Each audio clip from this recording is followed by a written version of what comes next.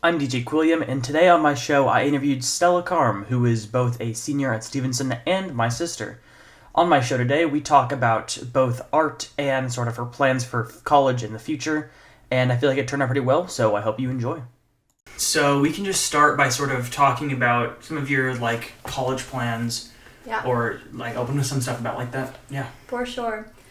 Well, I decided a little less than a month ago that as I'm repping here, going to be going to Scripps College in Claremont. And as far as major or academic interests, I'm thinking of studying art history, but also have interests in Spanish and math, and hopefully trying to work into the museum business or art business aspect of that industry rather than creating art myself. Nice. So, obviously there's going to be some changes that happen because of quarantine and COVID stuff in general. Yeah. With the process, but also just sort of applying to colleges in general. How was that process affected? Granted, you don't really know a ton about the process without Right, stuff. for sure. From what you can tell. Yeah. I mean, yeah, I think I definitely would have been visiting more places, visiting more schools, had I had the opportunity to. In my case, the only schools that I visited were, I only visited 2 colleges, Reed and Claremont, and that was a whole process to try and get on campus for those. So I think that kind of narrowed me down to a more local range of colleges, because I did apply to some that were on the East Coast. For example, one of my top interest was Bryn Mawr, and that was down to my final 3 schools, but honestly I couldn't see myself committing to a school that I'd never experienced the school campus or the city or anything before. So I think it kind of narrowed me down to a more local range in terms of when it came to finally choosing a school. In terms of the process, I'm not sure how different it would have been had COVID not been existing. But I honestly think it might have been a little positive to not have everybody, because I think if I was on campus, everybody would be constantly talking about what stage they were at in the process and, comparing oh, I think I could get into this school, I think I couldn't, these are my test scores, this is my GPA, and that's something that I think happens a lot regardless, outside of the college application process at our school. Yeah.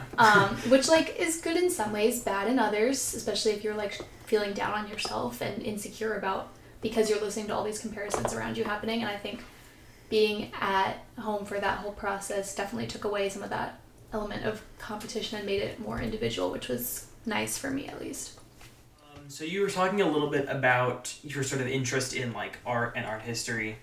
What kind of got you started in wanting to study art history? Yeah. For sure. Well, I think for honestly as long as I can remember, I've had an interest in art, but that's mostly manifested itself in me creating art, which I love doing, but I never was able to see myself pursuing that as a career or a life passion, because it's draining, honestly. As fun as it is, it's if that was my means of making a living, that would just be so exhausting. But my junior year at Stevenson, I took the AP Art History class, and that class just was at that point in time I was kind of panicking about starting the college application process, because it seemed like everybody else knew what they were interested in. They were I've got a major in mind, and I was I'm lost. I have zero passions. I have nothing. And that class was so nice, because by the time the first term ended, I was this is what I want to be doing. The subject lit me up. The teacher, Dr. J, is an amazing teacher. Everybody I know that's had her has been just a stellar teacher, and that definitely influenced it for me, because I saw somebody else who had that passion, and I saw how it manifested itself in her, and that kind of inspired me as well. Knowing that there's options, I didn't really realize that art history was a subject, or that there were any possible careers. And then I took an online 2-week course through Sotheby's Institute of Art over the summer, and that kind of while AP Art History class helped me like develop the interest in it as an academic subject, that summer course helped me kind of understand the breadth of careers and like future possibilities that exist within that subject. Yeah, art history is a super interesting course because like on the surface is primarily just like history, but right. then if you having some knowledge of art will benefit you because Yeah. you can see like how things developed over time or like why they did that. Oh, completely. Yeah. That's why it bothers me to see, like when I was doing like the UC application, for example. I mean, there are issues with many issues, but one issue that I felt was when I was like submitting my classes or inputting my classes to the application, that AP Art History was listed under art courses rather than history courses, and I'm like, it's literally a history class. I mean, it goes by region and from each region from past to present, but it's real historical stories. The context of the history when each piece of art was created is what we're learning, but it's just told through visual representations and art through history, which I think is like the coolest part, because it's not just any piece of artwork, and it's not just looking at something because it looks nice, because I mean a lot of them do look nice, but it's like these pieces are all chosen because they reflect the history of the world. Mm-hmm. Yeah, I think that like having, or definitely, it's weird that they classify it as an art actually. Yeah. Because it's not, I mean, it definitely is more history. Yeah. But I believe you did mention as well an interest in like the art side of things, even if you wouldn't pursue it like professionally. And as well as something or mentioning about like sort of the drain of it, mm-hmm. Has that had an effect, or has like your production of art been affected by like quarantine or like not really interacting with other people as much? Yeah, I think definitely. I mean, maybe I don't know as much quarantine as my class that I've been taking this year. I've been taking AP Studio Art this year, and my past year in school, junior year, I didn't take any art courses at all for the first time. And I still found myself like creating art just for fun, recreation. Like it's just a means of expression, which is nice. And it's just fun for me to do. But this year, you know, there's a very intensive like portfolio process, which you're creating for the College Board, which you're being prepared to get graded on, which is like, I don't know, having art graded is just its own interesting little concept to me. But I suddenly felt like a pressure to be creating art for this, and creating a lot of it, and creating a lot of good art, which I've never felt before. And that completely affected me in a way that I did not expect, where I was like just unable to do anything. Like, mm-hmm. As opposed to times when I wasn't taking an art class, like I was creating way less art in AP Studio Art. Like, I just found myself at a total block, and that's kind of like helped me realize like, ooh, yeah, creating art as a career would be definitely nowhere near the path for me, because just having that pressure to be creating just kind of sucks the energy out of me. Yeah, I mean, fortunately, radio is for the most part based on, or like graded off of like technical stuff and completion. Yeah. Which I'm very fortunate to have. Yeah. But I really don't understand like having graded like physical art classes. Right. Because if it's not on technique, if it's on like how well you can get a message across or like make a point or whatever, then it's always going to be subjective. Right. And so then you're going to constantly end up running into issues where either someone thinks their art is bad and it's graded well, or in the much worse case, someone enjoys their art and thinks it's good, and then it's graded poorly for not checking a box. Right, and you put so much of yourself into the art that you create. I mean, if you're creating meaningful art, then it's like to have that situation where you're not getting a good grade. It's like, oh, that is a really personal thing. Mm-hmm. that would hurt. And like you were saying, like it's just such a weird thing to be grading. Something that my AP art teacher has said that I think is funny is he's like, if you look at the art of like what we consider the most famous artists, like Van Gogh or Picasso, all of these artists would fail.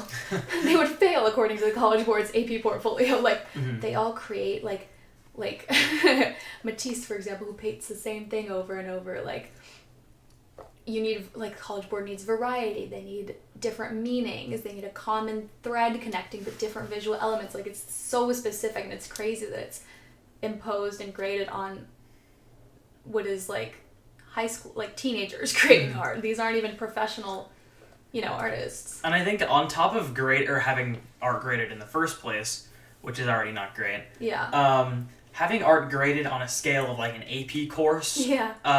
Is particularly concerning. Yeah. Just because for the most part, it's going to be being graded in a void, and that's what makes a lot of those like Van Gogh or Matisse, like that's what makes their art special, is who they were as a person beyond just the pieces of art. Right. So yeah, you can. You're right. Like you could see a Matisse painting or see a collection and be like, "Wow, this is kind of all the same." Yeah. And have it be graded poorly, but then knowing the person or where it's coming from and the general context is what gives it its importance. Which is also, that's kind of the significance of like an art history course. Right. Is for sure. Recognizing that kind of stuff. Yeah. In terms of more technical stuff about art, we kind of talked about like the more creative aspect of it. How does that sort of process go for you?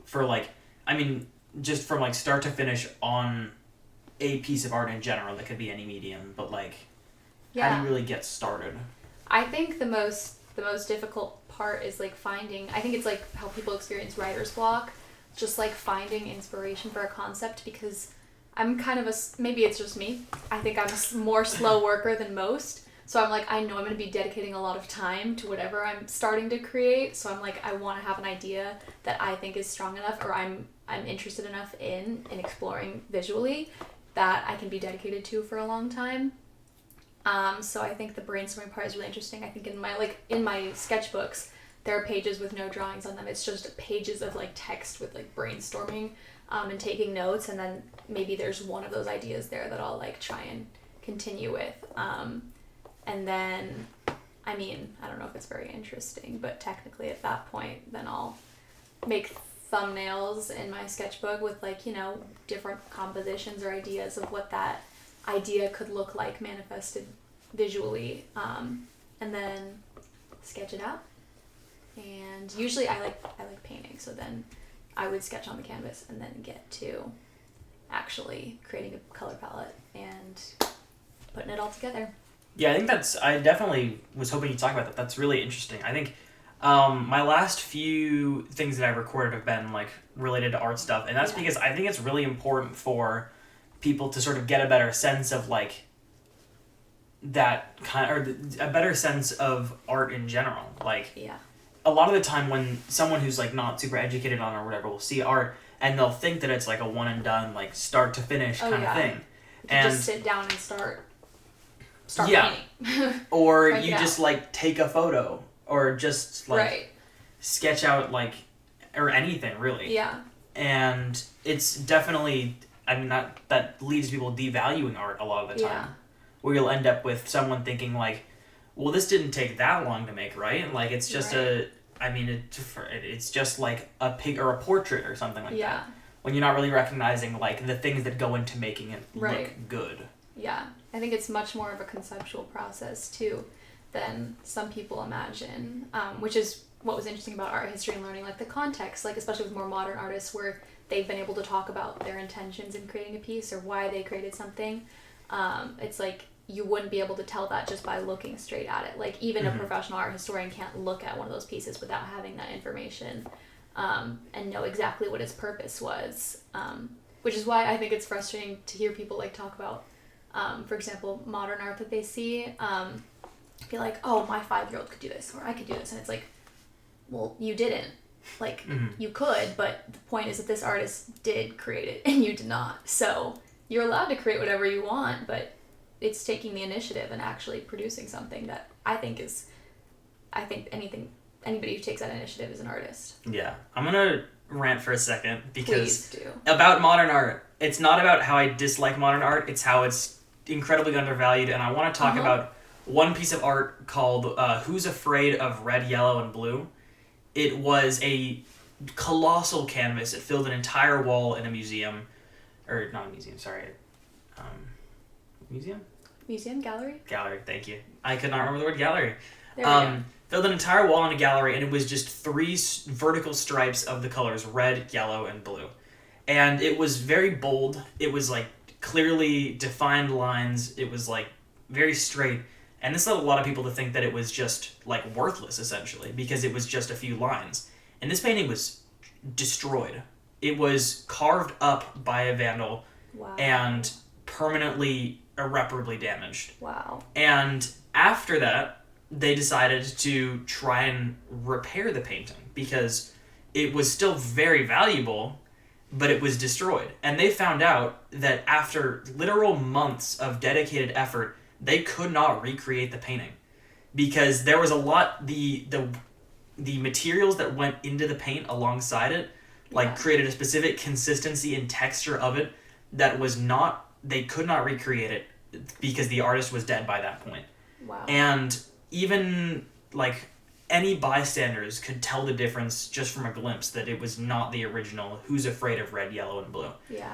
And honestly, the painting sort of serves as like, I mean, it's pretty ironic actually, because I mean, we found out Who's Afraid of Red, Yellow, and Blue, and it's the people who don't see it as real art or see it as degenerate work. Yeah, and feel so passionately about that they choose to destroy it. Yeah, and so that's what whenever I think of someone talking about how they hate modern art and they think it's too simple, that's what I think of, because there's a lot more behind every piece of work. No matter how simple it looks, there's going to be more there than you expect. Yeah, exactly. To wrap things up, I want to just ask a few more questions about sort of your high school experience in general, and like what some advice you would have for like incoming high schoolers would be. Yeah, for sure. I think one common theme for me throughout my high school experience that I've kind of like learned about myself and would definitely, although it's hard advice to like follow, and I probably wouldn't have followed it coming in as a freshman or brushed it off, but I think it's really important, is just like getting out there, you know, and like doing as much as you can, making the most of your time. Because coming in as a freshman at Stevenson, I was really I'm just kind of an introverted person. Like, people are like, get out there, you know, make some friends, talk to people, sign up for a bunch of activities. I'm like, that sounds horrible to me. Like, at least as a freshman coming in, I was like, I want to stick with what I'm comfortable. Like, this is a horribly jarring new environment for me. I don't know many people here. I just want to like keep to myself and stick to what I'm comfortable with. And I think that's exactly what I did. Like, that's the approach. Aside from doing a sport my freshman year, that was pretty much the approach I took. And then as I've continued and progressed throughout the high school experience, I've definitely seen all the good that comes from, you know, like there's this anxiety that exists in me with like conversing with new people, even if it's like you're not trying to get anything out of it, but it's like it's really all for nothing, because I've just learned as we've come back to campus, specifically like a month ago, how just unexpectedly positive it is to talk to people that you've never talked to before, or to try new activities, like how I tried senior forum this year, and I was like kind of really nervous about doing that, and ended up being a really positive experience and a learning experience for me. And for seniors, there's like a lot of events happening right now, and part of me is like, oh my gosh, I'm tired, this is all so much for me, and I just want to like stay at home, get some sleep, like, you know, be in my comfort zone basically. But every time that I like build up the energy to go to one of those events or do something, I end up like having such a great time, and it ends up being so overwhelmingly positive. And I don't know when it'll finally sink in that it's like, okay, you need to stop having this mental battle every single time. Like, just do the things and be good with it. But I think, yeah, that was a long way to say, like, try new things, meet new people, do stuff. Yeah, it's always going to be good. Yeah, I've been feeling that, or definitely the urge to do stuff as well. I mean, simply, just because, like, I think especially this year, like, I'm going from, like, 13, 14 months of just doing nothing. Right. Like, anything is preferable, I guess. But yeah, I definitely agree. I mean, I certainly have a lot less experience than you do, but I mean, I would say the same things. Yeah, for sure. That's about all I have for you. I think I'm going to end the recording now, but thank you very much. Thank you. And that's the interview. Thank you so much for watching. If you want to catch more content like this, you can listen to my show Your Drive Home on KSPB Pebble Beach 91.9 or online at kspb.org. My show runs Mondays 5 to 6 p.m. and Wednesdays 10 to 11 p.m. Again, thanks so much for watching, and I hope you enjoyed.